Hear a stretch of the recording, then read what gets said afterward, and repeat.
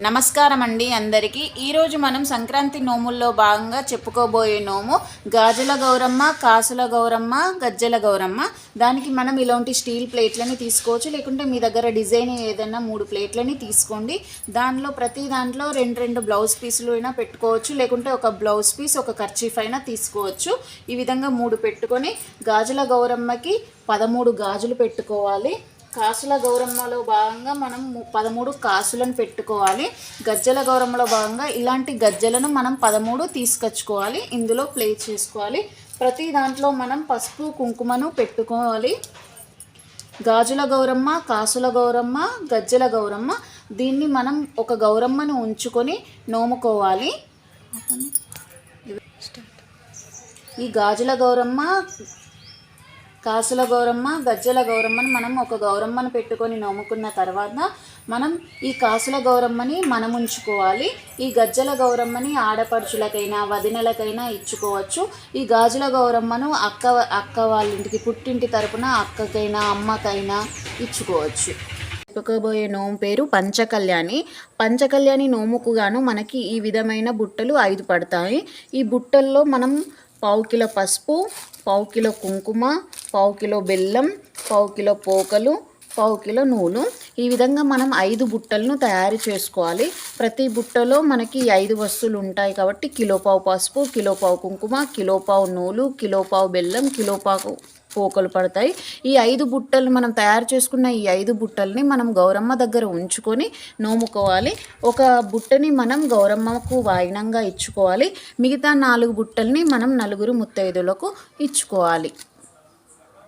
ఐరావతం నోము. దానికి మనం ఇలాంటి ప్లేట్లనైనా తీసుకోవచ్చు, లేకుంటే ఇలాంటి బౌల్లైనా తీసుకోవచ్చు. నేనైతే ఇప్పుడు ఒక బౌల్ తీసుకుంటున్నాను.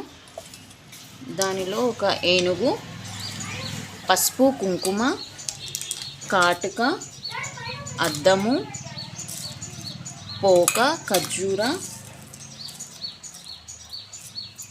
దువ్వెన, గంధము, నల్లబూసలు, కాయిన్, లక్కాకులు మరియు ఒక కర్చీఫ్ కూడా పెట్టుకోవాలి. మొత్తం 13 ఐటమ్స్ పెట్టుకోవాలి ఐరావతం నోముకి. దీన్ని ఐరావతం నోము అంటారు. ఇలాంటి మనం 13 నోముకొని గౌరమ్మ దగ్గర పెట్టుకొని నోముకోవాలి. 13 మంది ముత్తైదులకు మనం ఇచ్చుకోవాలి. పండరిపూర్ రుక్మిణీదేవి, కొల్హాపూర్ లక్ష్మీదేవి. దానికి మనం ఇలాంటి 3 ట్రేలు తీసుకోవాలి. ప్రతి దాంట్లో 2 బ్లౌజ్ పీసులు పెట్టుకోవాలి. తుల్జాపూర్ భవానీదేవి నోముకి 13 గాజులు పెట్టుకోవాలి. పండరిపూర్ రుక్మిణీదేవికి 2 మాణిక్యాలు పెట్టుకోవాలి. కొల్హాపూర్ లక్ష్మీదేవికి 13 కాయిన్స్ పెట్టుకోవాలి. మరి ప్రతి దాంట్లో పసుపు కుంకుమ పెట్టుకోవాలి. తుల్జాపూర్ భవానీదేవి అమ్మ వాళ్ళకి ఇచ్చుకోవాలి. అమ్మ ఇంటి వాళ్ళకి, అక్కకు వాళ్ళకి ఇచ్చుకోవాలి. ఇది పండరిపూర్ రుక్మిణీదేవి అత్తింటి వాళ్ళకి ఇచ్చుకోవాలి. ఆడపడుచుకి, అత్తమ్మకి ఇచ్చుకోవాలి. ఈ కొల్హాపూర్ లక్ష్మీదేవి మనం ఉంచుకోవాలి.